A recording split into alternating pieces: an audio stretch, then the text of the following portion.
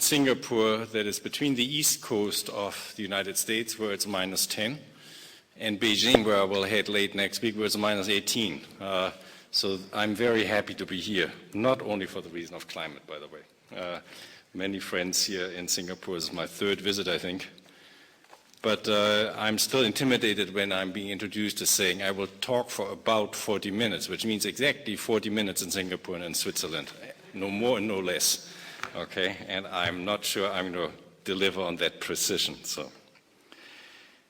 So this report, you see a cover of the hardcover report. It exists in two versions. The last slide gives you the source. Was really a team project led by Jeff Legros and myself. We had about 20 volunteers, and we split them into 3 groups. And these groups were led by Jack Snyder, Marty Finnemore, and Peter Trubowitz. And without the leadership of these people, it wouldn't have happened. I couldn't have done it. We couldn't have done it.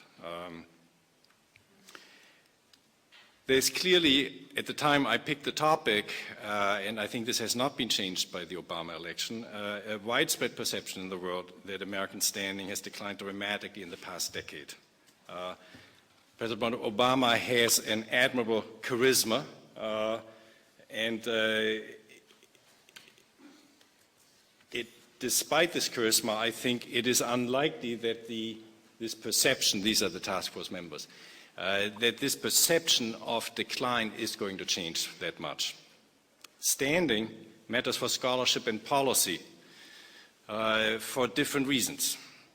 For scholarship, it is particularly interesting because while power remains constant, standing can vary, thus affecting influence. But standing is rarely used as a category among scholars. More often we use terms like prestige, reputation, credibility, moral stature, authority, or legitimacy. Yet the concept is very common in the world of policy. Here's Paul Wolfowitz writing from the right in 1992 in the Defense Planning Guidelines. The United States needs to establish a stature so as to convince potential competitors that they need to aspire to a greater role or pursue a more aggressive posture to protect their legitimate interests. The political right in the United States talks about standing and stature quite a lot. One of President Obama's central foreign policy objectives in the election campaign was, quote unquote, to restore American standing. Now, in this slide, you see that standing matters politically. Public opinion in the summer 2008 ranked improving American standing in the world as very important, and it ranked it above all other foreign policy goals, including protecting the jobs of American workers and preventing the spread of nuclear weapons. Today, these data would look differently. That is, standing would have fallen and job security would have risen. America has more than doubled its unemployment rate from 4.5% to over 10%, or 10% exactly now. So the concern with job security is much, much greater. But standing ranks very high among public perception of what matters. This is a trend line of variation over the last 50 years, basically, since 1951. And you see that standing has varied enormously. Sharp declines in the 1960s to the mid-1970s, and then again in the 1980s, and then after 2001. That is, in times of war or intense conflict, standing seems to decline. So in this talk, I want to give first an overview of the definition of the concept of standing and its relevance. Then we'll talk briefly about the 3 audiences in which standing matters, and conclude with some reflections on American policy. So what is standing? Standing means different things to different people. It is a vague umbrella covering many related concepts. U.S. standing has 2 main components: credibility of the U.S. government and esteem of the American polity. And let me just take a time out here. When I teach my freshmen, to a group about 5 times this large, you can only make 1 point to 500 people. This is the analytical point of the lecture: the concepts of credibility and esteem. That took us a long time to get out of many, many hours of discussions and lots of emails to say that that was the core of the concept of standing. Two components, the credibility of the US government and the esteem of the American polity. The American polity is not the same as the US government. It's the combination of society and polity. In terms of credibility, it means that the US government's ability to do what it says it is going to do, and its reputation, or it stands up to its partners or enemies. Deterrence studies, for example, the literature on US leadership, all talk about US credibility. Esteem is not about standing up. Esteem is about standing for particular values or policies. It is about the American image in international politics. Now, credibility and esteem often work in tandem. They mutually reinforce each other.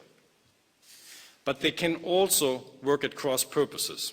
Just think of Machiavelli's dictum, it is better to be feared than loved if you cannot be both.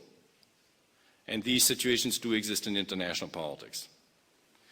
Standing is an attribute assigned to the United States by others, such as foreign leaders or foreign mass publics, international organizations, transnational groups, or the American voters. It is not something which the US government commands. It is given. Standing has both an absolute and a relative quality. Absolute in the sense that it varies over time from high to low, the earlier slide. Relative, that you can compare American standing to the standing of other actors, like the People's Republic of China or the European Union. Standing as a concept is related but different from other concepts we often use in our scholarship and teaching. First, hard power. In terms of both credibility and esteem, standing is deeply interwoven with America's hard power. Power which means that you are attractive to and respected by others. I was the third of three in a family. My older brother, who was 5 years older, had a lot of hard power. He also had a lot of standing, in my view, because he could beat me up. The two things went like this. And I think this is not so different in international relations. But standing and capabilities are not the same thing. US standing may vary, even if US hard power does not. And this was clearly the situation between 2000 and 2008. Since 2000, America's relative power, between 2000 and 2008, I think the financial crisis has changed this, has been relatively steady, but its standing declined sharply. Standing is also affected not just by the capabilities, but by how capabilities are deployed, and that is often a function of leadership. Soft power is a second concept closely related to standing. It refers to getting what you want through appeal rather than coercion, the core of Joe Nye's definition. Standing is different from soft power in two important senses. First, it is not something a country has, as Nye thinks a country has soft power, but what others bestow upon it. Standing can rise and fall even as the attractiveness of its system remains relatively constant. This is a big difference. Second, standing is not defined by influence. Indeed, it is important to investigate whether standing does indeed have an impact on influence. That is an empirical question to be inquired into. A third concept is anti-Americanism. Standing is not about whether others are against the United States, but instead whether they view the United States as a credible actor and with traits that they would admire or that should be emulated. And finally, a fourth concept, legitimacy. Legitimacy means conforming to recognized principles or accepted rules and standards. This is quite distinct from standing, but legitimacy typically enhances standing. Adhering to certain principles may help or hurt a state's perceived position, but it is different from that position itself. And finally, what do I mean by the United States in the title of the talk, US standing? The US government and its action, and that refers to credibility, and the broader American polity and its character. and that refers to esteem. So it really means what the United States does and what America is. Why does standing matter? It matters for a variety of reasons, which you can intuit just as I. It shapes strategy, leaders worry about it and its consequences, states try to enhance their standing and diminish that of their adversaries, declines in standing make it harder to get things done, and increases in standing bolster foreign policy influence. So it's a useful asset. Here are some examples of presidents and their views on standing. President Bush, after 9/11, enunciates a new national strategy, a policy package of assertive unilateralism, preventive use of force, and aggressive democratization. A distinct change from the multilateral, reactive force and soft democratization of prior Cold War internationalism. This approach favored the credibility dimension of standing, but it lost a lot of traction very quickly due to the war in Iraq, violations of international law, resentment by the international public, and largely the perception shared widely in the United States and outside that the policy of the Bush administration was misguided and unsuccessful. So by 2005, there was a U-turn in American policy, and suddenly the US was much more interested in enhancing its esteem. During the Cold War, and this would be a second example, the United States worried about credible commitments to defend Europe. This was true during the Korean and the Vietnam Wars. And indeed, in more general terms, the United States as a credible defender of the free world. John Kennedy worried over standing a great deal. He was a heavy consumer of USIA multinational surveys, a very astute student of public opinions. Why? Because he viewed public opinion polls as early warning systems of international perceptions of the United States. President Eisenhower worried about American domestic policies, and for the same reason. The decision to enforce Brown versus Board in 1954, the most important Supreme Court decision on segregation, and Little Rock in Arkansas in 1957 was motivated in part by his worry about third world reaction to the United States if racial segregation had not ended. President Carter's decision to seek ratification of the Panama Canal Treaty was largely motivated by his concern about America's legitimacy in international politics and its moral standing, and he was prepared to pay a very heavy domestic price for this. Carter lost a lot of power because of that debate in the Senate. President Reagan, worked to raise perceptions of American standing in terms of the credibility of America's military and economic capabilities. In short, as these examples illustrate, standing is the everyday currency of America's existence in the world. Political standing is akin to long-term political capital, or what accountants call goodwill. Now, there are three audiences of US standing. The first one, which I will address, is different regions and countries in the world. The second, international organizations and global civil society. And the third, America itself.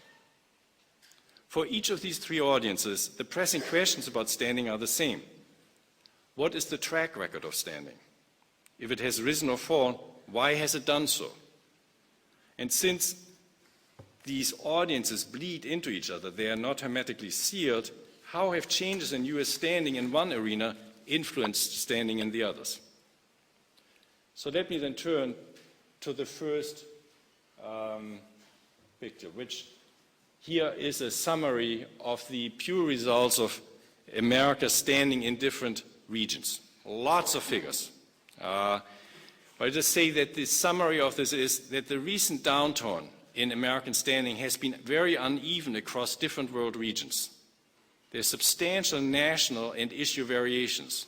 For example, a very dramatic decline in the Middle East and in Europe, a strong decline in Latin America and Southeast Asia, but a much less pronounced decline in Africa and South and East Asia. These are composites from the Pew result. So enormous variation, which makes it difficult to think of one simple explanation. So standing, we found, differs greatly among elites and masses.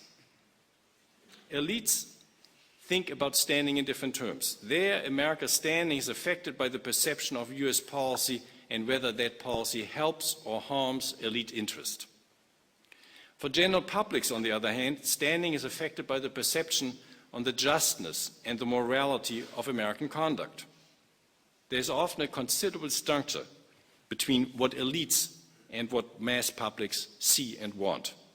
Take, for example, the Middle East and Europe. In the Middle East, you have authoritarian regimes often quietly more supportive of American policy than they can admit in public.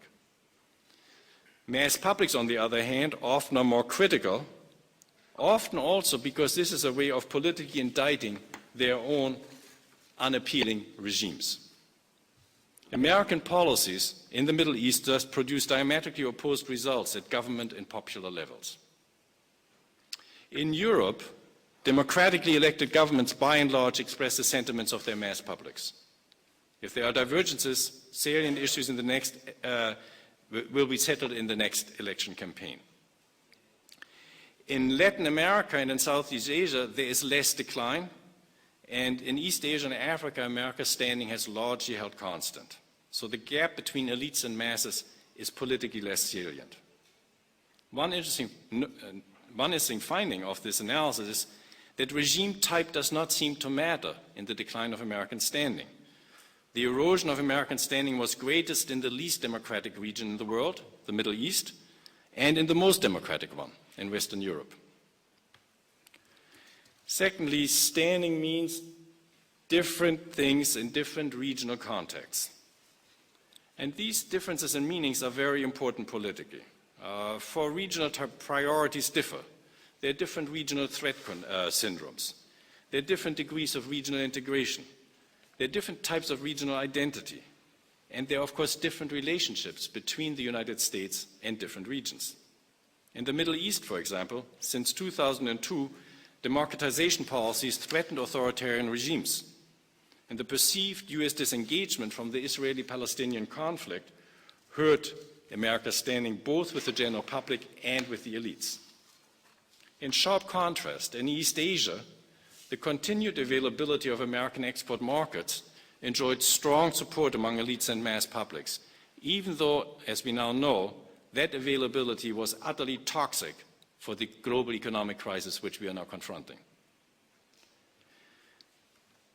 Another reason why the meaning of America's standing differs so greatly among regions is that regional power syndromes differ. The presence of a major regional power during the Cold War in Europe, as in the Soviet Union, of a potentially not entirely benign power, as China in East Asia or India in South Asia, helps American standing.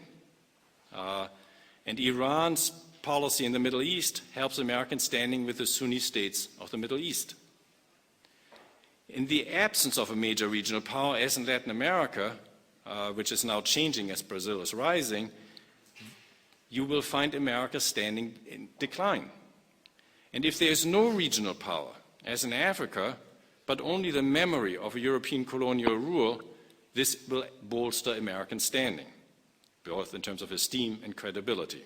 You don't have to hate the Americans if you can remember how much you hate the French. Finally, regions provide roller coasters for variation in standing. The possible bounce back of America's standing now that Obama has become president differs by region. In the Middle East, it will depend decisively on American diplomacy and its success on the Israeli-Palestinian conflict and how it resolves the Iranian nuclear crisis. In South Asia, American standing will depend on its successful management of contradictory regional pressures.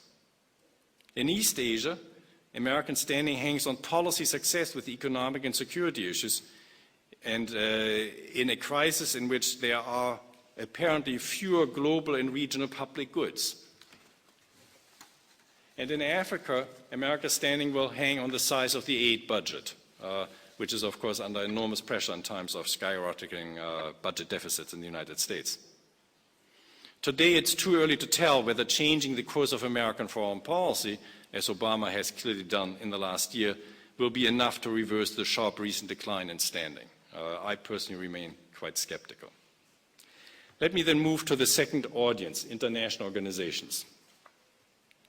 Now, what you see here is a chart which one of the members of our group put together of how the United States, how the General Assembly has voted with or against the United States. You see across all different regions, which are these different color-coded lines, sharp declines. The agreement between the United States and Latin America, Africa, the Middle East, and Asian countries is down by about 50% in the last decade in the General Assembly. More importantly, is something which we found really surprising, probably the most surprising empirical finding, the absolute level of agreement between the average countries in these regions and the United States is now well below the level of agreement between America and the Soviet Union at the height of the Cold War. Now, if you think of the Cold War as being a time of great crisis between the two superpowers, the voting patterns in the General Assembly show that the crisis between the United States and the rest of the world is basically at that level and worse. Agreement with the United States increased significantly with the demise of the Cold War. There is an increase on the right-hand side around 1990. There was then the vision of a collaborative world where the America's new relative power would be used for jointly agreed ends. This even though President Bush, the elder, wasn't well known for the vision thing. But this ended significantly with the end of President Clinton's first term.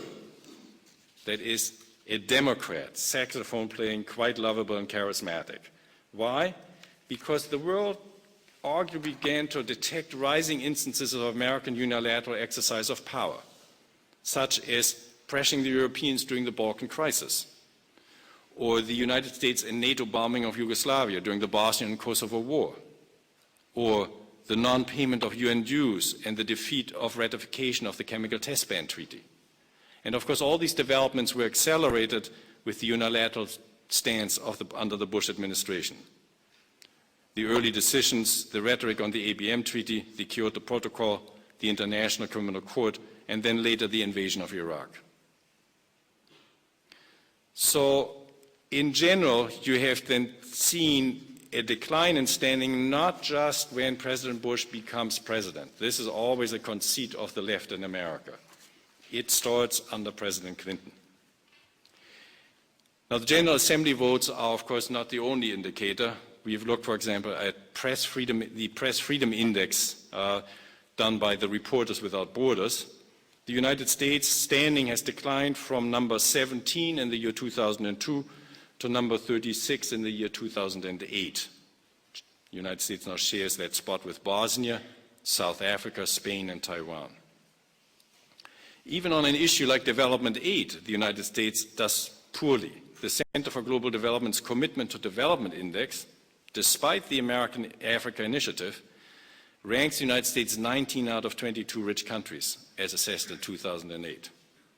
Now, you've got to understand that this is due primarily that the United States has, for the last 50 years, emphasized free trade rather than aid in its development policy. What are the sources of this decline in standing? One, we think, is a gradual dispersal of American power in the international system. As the number of countries in the United States and the United Nations has increased, and as there is a sharp increase in a more diverse and different world, many more countries with different interests than that of the United States. This is reflected, for example, in the shift from the G8 to the G20. A clear diffusion of power in the system, a clear increase in the differences and divergence of views. Secondly, this decline probably has been helped by a growing sense that Washington is no longer the team player it once was, both under Democratic and Republican administration. Thirdly, a belief that Americans are not as deeply committed to providing international public goods as it were during the first phase of the Cold War. Now, how accurate these views are is a much debated question, and we were not able to get enough evidence to assess them. But these are widely shared. Let me then move to the third audience, the American audience, which for the President, of course, is the first audience. How do American citizens think about America's standing in the world? What factors shape their views of standing? And do America's leaders worry about the nation's international image, and if so, why? America's perceptions of standing have clearly declined. These figures, vary from about 70% in 2002 to around 40% by January 2009. By spring 2009, only 30% are satisfied with U.S. global position. This was exactly under Obama the same number as when President Bush was president. And this is despite the clear change in public climate about the Obama presidency. So public satisfaction in the United States has declined steadily since the invasion of Iraq in 2003 and is now at less than half of the pre-war level. Public confidence in how the rest of the world sees the United States has declined, and the positive international image which the United States enjoyed in the perception of the American public before 9/11 is basically no longer there. Now, one of the interesting facts about this is that it's not the American public at large, that there is an enormous partisan divide. Republicans think about standing in terms of matters of resolve. They favor the credibility side of standing. Democrats emphasize ideas like legitimacy and moral standing, and they focus on esteem. Now, this partisan gap here widened during the Bush tenure. Republicans and Democrats report very different satisfaction levels of standing. Here you see the Democrats. The curve goes down, down, down, down from 80% when Clinton is president to 20% when Bush is president. Now that Obama is elected, it kicks up. The Republicans were quite happy with Bush until 2002, and then it begins to decline, and decline quite sharply after 2005.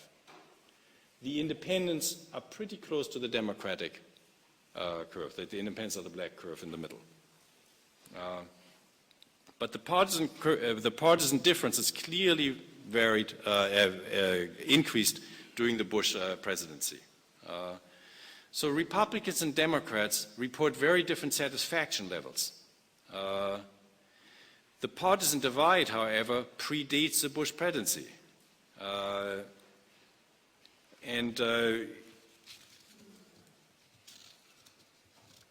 While the Democratic satisfaction was high under Clinton, Republicans were highly dissatisfied.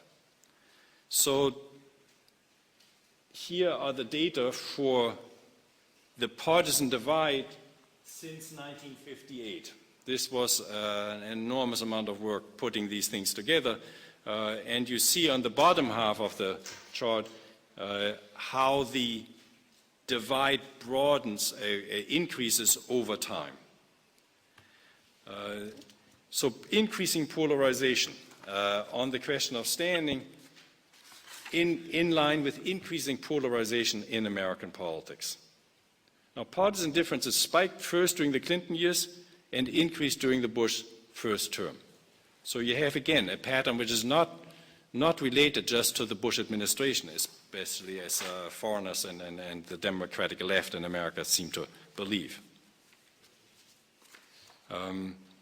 So here is another view of the gap, and you can see how, basically only under Bush the elder was the gap not increasing. It's a long-term trend since Eisenhower, this polarization. So how can we explain this gap between Democratic and Republican perceptions? Now, clearly the end of the Cold War matters. Between the early 1950s and the mid-1970s, the Cold War had a dampening effect on domestic partisan debate over foreign policy. But this is not true of the 1980s and the Second Cold War under Reagan, so something else must be going on. And the group did not come to a firm conclusion of what that would be. So it's probably not just driven by international developments. That when the United States does not face a major geopolitical challenger, we should expect the partisan and interest group politics over standing to intensify. Again, this does not really work for the 1980s. So here you have one of clear finding which the team under Truberwood's worked up. It illustrates the inverse relationship between domestic job approval of the president and Americans' perception of America's standing abroad. If there's high job approval, the American public is satisfied with international standing. If there's low job approval, there's dissatisfaction with international standing. So if your president is in power, you're a Republican as a Republican, or you're a Democrat as a Democrat, then you will be satisfied and you will have a high job approval for that president. But if you're in the opposition, you will be dissatisfied and you will have a high dissatisfaction of the president. The two things go together.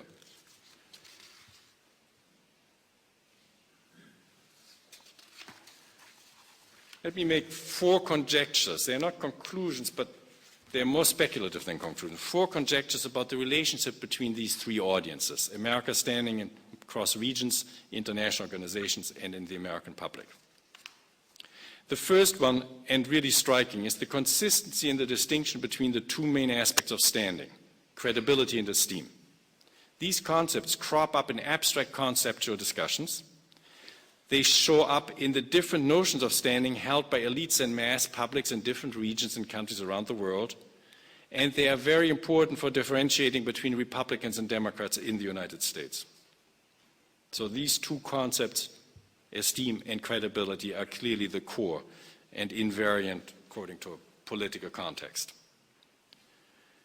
Second conjecture is that the meaning of the concept of standing is not immutably fixed as either esteem or as credibility. It varies across time and space.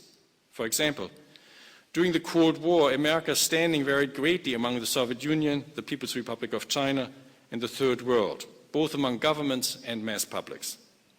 Today, America's standing differs significantly among Muslims in West Africa, the Gulf region, and Southeast Asia, among West and East Europeans, and even among Canadians and Mexicans. In the 1960s, American Democrats criticized Eisenhower for failing to maintain reputation, by which they meant credibility. Eisenhower was worried about esteem and the race issue. Similarly, in the late 1970s, under President Carter, it was America's reputation, not its esteem, which was at stake. And that was the major attack of the Republican Party after 1977. With Reagan in power in the 1980s, the pendulum swings from worry about reputation to worry about esteem. So there's great variability. Third conjecture, the potential importance of transnational political coalitions. Like-minded governments come to power. Think of Reagan, Thatcher, and Kohl in the early 1980s, Clinton, Blair, and Schroeder in the mid to late 1990s, and American standing receives a boost. The elections of conservative governments in Germany in 2005 and France in 2007 was seen by some in the United States as an indicator that the decline in US standing in Europe was finally at an end. But the evidence on this point remains decidedly mixed. And a fourth and final conjecture is the possible resonance of Republican and Democratic notions of standing in different regions of the world. Today, Democrats' concern about legitimacy parallel Europe's concern and priorities. The Republicans' worries about reputation and resolve and credibility seem much closer to the views echoed in Asia, in East Asia. Less clear is the situation in the Middle East because of the deep split between the elites, which appear to share Republican notions of standing, and mass publics, which share with the Democratic notions of standing. In Latin America and Africa, these divisions between mass publics and elites are less relevant. So let me conclude by drawing 5 brief policy conclusions which we have, and I will be fast here because this is not an American audience. The first one was to factor standing into the calculation of the national interest. It shouldn't be the sole consideration of American foreign policy, but it should be included in a consideration of American policy. It's clear that the United States needs sometimes to protect itself from an imminent threat, even at the risk of suffering in standing.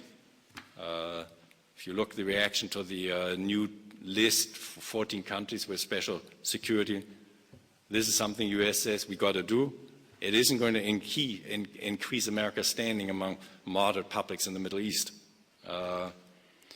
So one is not that standing should override all other considerations, but that standing should be included in the mix of considerations about the definition of the national interest. The second policy is to move beyond public diplomacy. Public diplomacy in the Cold War era worked, for example, through organizations like USIA, worked best when it disseminated factual information and objective news.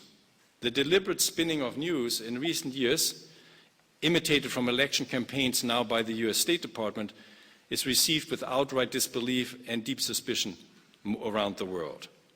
The creation of a new major government organization or department or government-controlled entity is destined to fail, given the levels of suspicion and disbelief that now prevail. Going beyond the world of states, we can see a shift in the public realm at a global level to a more pluralist and complex network of intersecting exchanges. This shift produces enormous opportunities to enhance America's standing. A third conclusion, the US should use different tools for different jobs. This is much easier said than done. Think, for example, about the complicated situation American diplomacy confronts in the Middle East. In targeting elites, it will adopt policies detested by mass publics. In targeting mass publics, it will erode support among elites. So putting a diplomacy together which satisfies both audiences in the Middle East is incredibly difficult, and American policy clearly has not succeeded on this. Fourthly, heed the bond between power and standing. Standing is not a simple reflection of American capabilities and relative power, but there does exist a mutual influence. US leaders must continue to provide public goods and maintain the alliances that importantly affect America's standing in the world. This is not charity, this is self-interest broadly conceived. And such efforts should be specifically directed at parts of the international system that work in America's as well as the world's interest. Such efforts add to US standing, and US standing in turn makes it easier to wield power and ask for burden sharing, something the United States is too weak now to impose on others. We just saw the failure of this in Copenhagen. Finally, this being the report of a professor, we say support more research. This is no surprise, but it turns out that the systematic data reported in the press, and normally we had a briefing in the State Department, refers to public opinion polls. Public opinion polls are a singularly invalid indicator of standing. They are not particularly useful. There are many other more useful sources of information which we do not systematically mine, particularly media, surveys, and cultural and legal exports and other such matters. So let me conclude. I hope to have convinced you that US standing in the world is an important subject, that it is complex, and that it is exceedingly difficult to measure. The United States clearly needs to nurture both credibility and esteem because they are the twin foundations of how the world regards the United States. If you think about generalizing this to China, the EU, to Russia, to Indonesia, to Singapore, the analytical distinction between esteem and credibility is likely to be holding there as well. Finally, speaking as an American now and abroad, US standing is part and parcel of who we as Americans are and what the US government does. Our American collective sense of self, our goals, values, interests, and dreams help shape expectations that lead to judgments of our